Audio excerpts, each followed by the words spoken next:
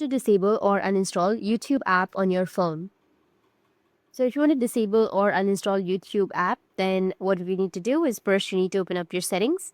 Under settings, you need to scroll down, go with apps, go with manage apps, and here you need to search for YouTube. Once you find YouTube, tap on it. And once you have your YouTube right here, you need to go with uninstall update, which is on the bottom, and then tap on OK. After that, tap on disable if you want to disable YouTube app. So tap on disable app and it will be disabled. Or if you want to uninstall, then here on the bottom right, you will have clear data. You need to go with clear all data at first. After clearing your data, you need to go back and find YouTube on your app drawer. Tap and hold on to it and tap on uninstall if you have an uninstall option. Or else disable will also fix your problem. That's how you can disable or uninstall your YouTube app on your phone. And if you have any questions, feel free to comment below. Thanks for watching.